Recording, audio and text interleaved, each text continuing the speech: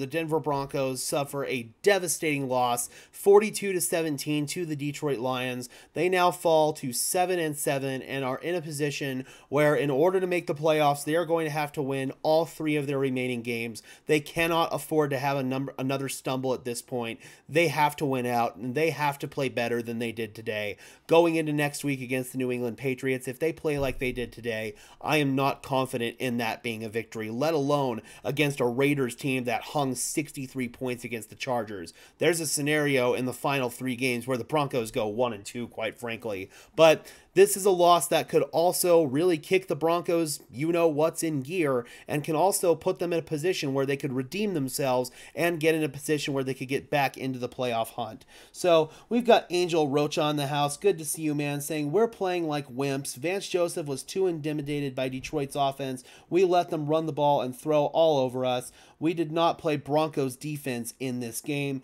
We got DXS in the house saying Vance is such a joke.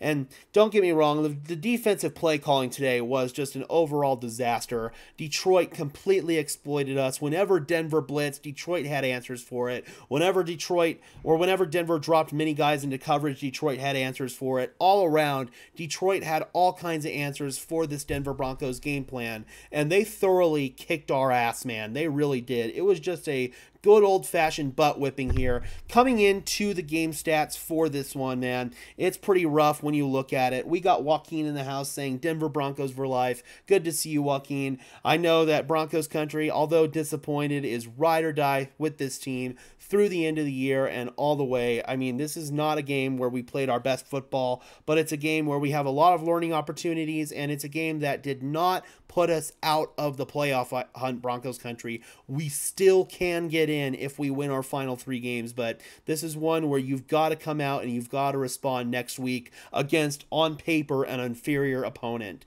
Starting off with just the overall sequence of this game, the Denver Broncos defense came out early and often. They forced Detroit to punt on 3 consecutive drives. Unfortunately, it was the offense that really sputtered in that first opening period. In the first opening possession, Russell Wilson had a fumble where he was getting sacked on the play, and he should have just double clutched the ball and gone down. Instead, he let his arms just go out and be exposed, and the ball was able to come free on that one, and it got returned for a big gain for Detroit. Obviously, they weren't able to do anything with it because our defense held true.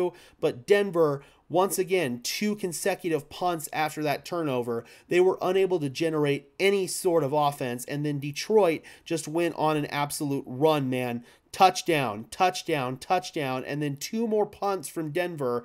By the end of the half, they were down by 21-0 and had virtually no momentum. I actually thought Denver did a pretty nice job offensively in the second half, kind of taking some of that back, but ultimately it was all moot when you were down by 21-0 headed into that first drive. It was a 10-play, 75-yard touchdown drive that I thought Russell actually made some really nice plays on, but ultimately your defense ended up completely crapping the bed after that, surrendering back-to-back touchdown drives to Detroit, sandwiched between was a Denver field goal drive, and then after that, another touchdown by Detroit basically sealed it for the Lions. So this was one where Denver's defense ultimately flopped over and died in that second half. I thought they could have played better in the second half, but conversely, the offense put them in a really crappy position, and they should have played a lot better in the first half. So it was a loss that had everybody's fingerprints on it, from Sean Payton's play calling to Russell Wilson to the offensive line to the run game, which I thought was really poor today. Javonte Williams didn't play well. They didn't commit to using their best running back right now, which is Samaje Perine.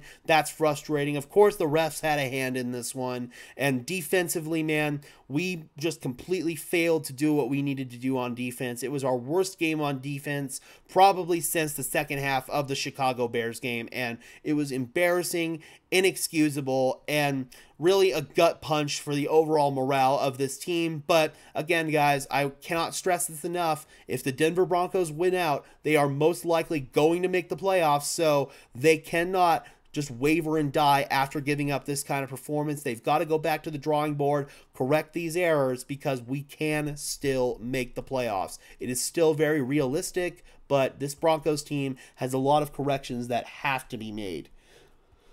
We got Joaquin saying Denver Broncos for life. We got Danny saying we played like crap. Absolutely. The Broncos played like crap really in all facets of the game today. Offensively, defensively, they just played absolutely terrible. They were dominated in the trenches today. The offensive line didn't play well. The defensive line was gashed in the run game up front. Detroit really committed to the run game, and that really opened things up for them in their passing game. This Broncos defense just got dominated all the way around, man.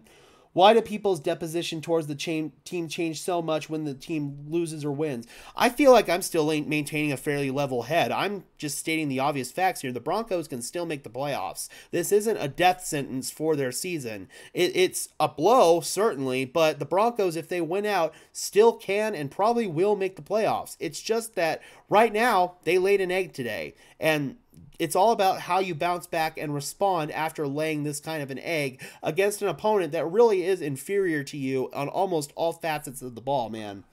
We got Cruz saying, poor tackling, poor execution, no push, soft AF in the middle, and refs didn't make it easy. Yep, that's a pretty good summation of how today went. Thank you so much, Joaquin, for the 5 bones. I really appreciate you. Helps keep the lights on here on Denver Broncos Syndicate. The wins are always better when you stick through the rough times. Absolutely. And this is some of those rough times right now. This is only the second loss that the Denver Broncos have had in the last 8 weeks. We have had 2 months of really good football here in the Mile High City, but ultimately they ran into a buzzsaw today.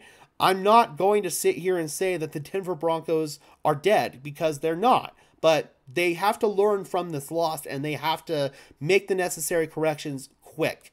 And there's still some conversations to be had about Russell Wilson long term. I still feel like there's a chance the Broncos move off from him. A pretty strong chance, but we're not going to dive into that too much. I feel like Russell Wilson is going to get enough heat in this particular episode. So we're going to be nice. We're not going to have that particular conversation today. We're going to save that for other times. But this was a true team loss that everybody all across the board had their fingerprints on. It was no one reason or the other why the Denver Broncos lost today. It was everything going wrong for this team, and that is why they lost today. Also, Sean Payton pisses me off. On that drive where we got the field goal, Sean didn't throw a challenge flag on the screen pass from Jaleel McLaughlin that was in on the spin, got the touchdown on the fullback screen but was called back. That was a terrible sequence, man.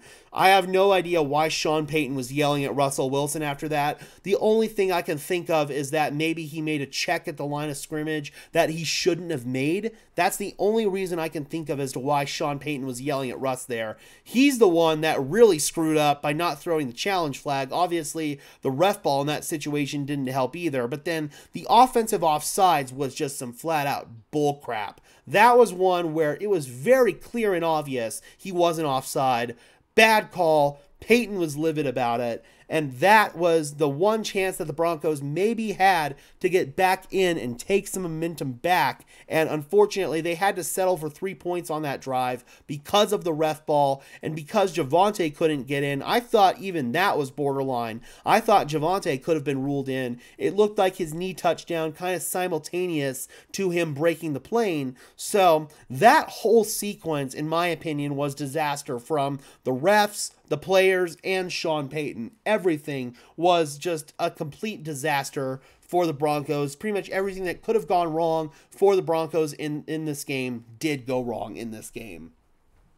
78 Leadhead says, this loss exposed some flaws on offense that don't seem fixable with this current squad. Needs upgrades. Absolutely. I mean, again, it just feels like on the offensive line right now, the Broncos have just a big weakness at right tackle, and unfortunately the Broncos are stuck with that big weakness for at least the next couple of seasons because of Mike McGlinchey's contract situation. The Broncos made a big mistake giving him that much guaranteed money, and now financially are married to him for the long term. I feel like the Broncos offensive line is probably going to be the same 5 guys as last season. That's assuming that they bring back Lloyd Cushenberry in free agency, which I don't see any reason why they wouldn't. He's been one of our best linemen in this entire season. So that's something that I just don't feel like is going to have a lot of change to it. It's all about continuity and developing with those same 5 guys heading into a second year, and I'm hoping for better results because you're not going to find another upgrade at right tackle. Maybe they bring Cam Fleming back as the depth guy, and if Mike McGlinchey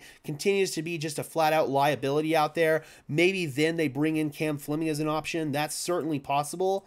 All right, guys, I'm going to change this here and get rid of some of this static that's surrounding me. There we go. That's better. Much better. But, yeah, that's something I can think of. But offensive line, you're probably not going to have significant upgrades there. Russell Wilson, again, we'll save that conversation for another day. And tight end is another one where the Broncos have to get a true starting caliber tight end who can be a threat both in the receiving game as well as in the run game. All right, looks like Sean is on the podium right now, so we will go ahead and bring Sean in.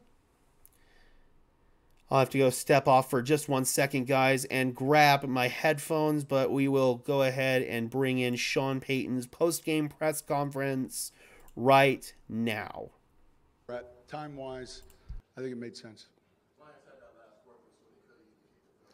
Yeah, I don't. That wasn't. Listen, that's football. That was not. When you load the box like we were doing, that wasn't running up the score at all. That was really playing the right scheme versus a heavy front.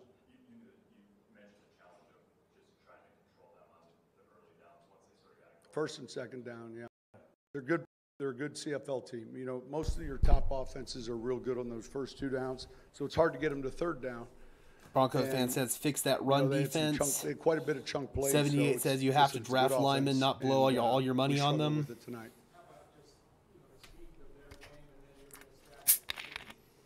What about it?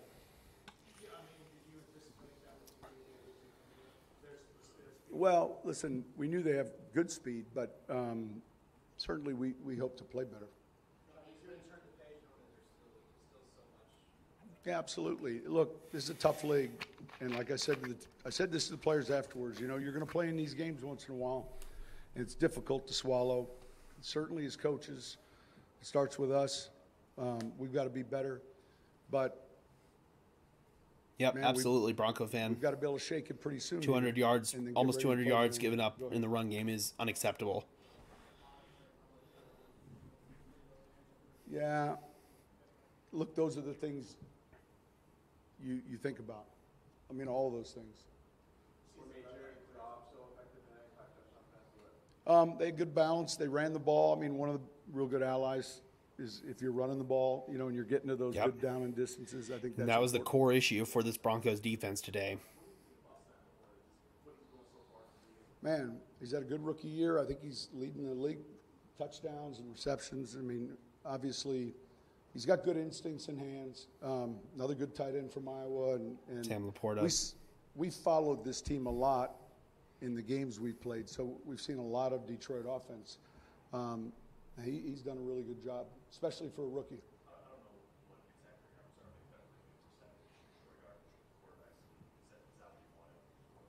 On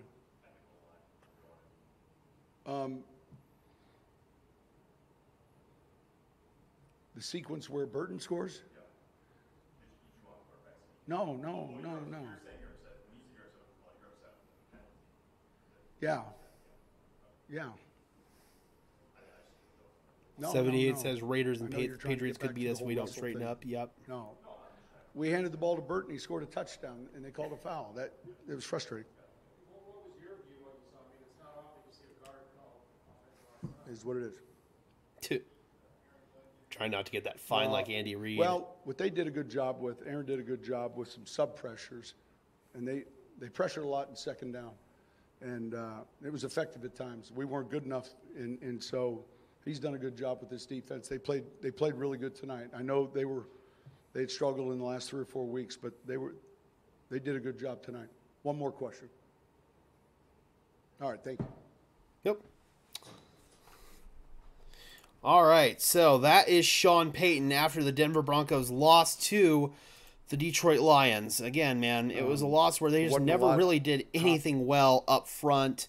it was just a complete domination in the trenches. We'll go ahead and go over just the box score stats from this game, and then we'll go ahead and go over how this loss affects the Denver Broncos' chances at making the playoffs. We'll utilize both the New York Times playoff simulator as well as the ESPN playoff machine to get an idea of where this Denver Broncos team is sitting right now and what needs to happen in order for them to make the playoffs. At this point, all chances of the Denver Broncos winning the AFC West are basically out the door. It's all about making the playoffs as the 7th seed now. A win tonight would have vaulted the Broncos to that 7th seed. Unfortunately, they didn't take care of business and now are on the outside looking in. Obviously, Indianapolis won today, which was a big blow, and then Cincinnati won today, which was also a blow. So, yeah, man, pretty much the worst set of circumstances that could have happened for the Broncos, and all 3 games happened. So, Russell Wilson on the day, 18 for 32, 223 yards, 1 touchdown, no interceptions. Samaje Perine was our leading rusher on the day, 6 carries for 37 yards, should have been utilized way more. The man was averaging 6.2 yards per carry. Javonte Williams, 12 carries for 23 yards, only 2.3 yards per carry.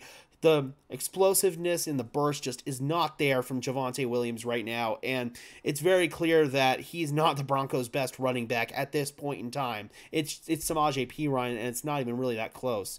Marvin Mims, 11 yards on a rush on a little reverse, 7 carries for 6 yards and a touchdown for Russell Wilson, and then 2 carries for 2 yards for Jaleel McLaughlin. Absolutely ridiculous. Jeudy was actually our leading receiver on the day with 3 catches for 74 yards, 5 catches for 71 for Courtland Sutton. Adam Troutman, 1 catch for 24 yards. Lucas Kroll, 1 catch for 18 yards. Should have had another catch, but it was a really nice defensive play. Little Jordan Humphrey, 3 catches, 16 yards and a touchdown. 2 catches for Jaleel, 1 catch for Samaje. That's ridiculous in its own right. Obviously, Russell Wilson had the fumble.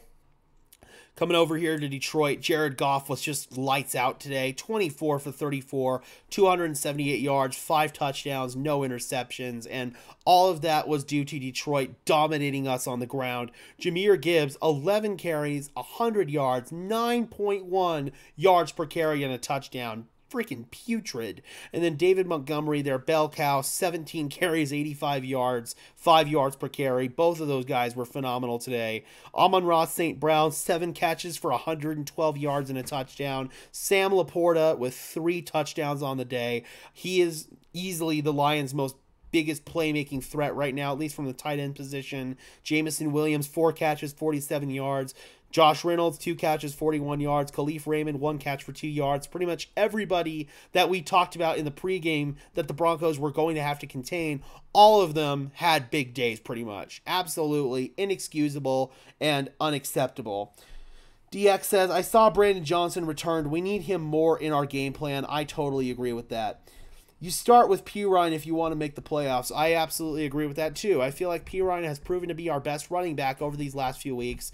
Javonte just has really struggled in that season-long grind coming off of his ACL. I'm hoping maybe he's back closer to his old self in year 2 coming off the injury, but this was a serious injury that he suffered that I'm worried maybe permanently zapped some of the burst and explosiveness from Javonte Williams' game. And it's very unfortunate, and it is very sad. So that's really what ended up happening today in this game and why the Denver Broncos were dominated by the Detroit Lions. And moving forward, it's all about trying to get back on track next week on Christmas Eve night in primetime once again against the New England Patriots.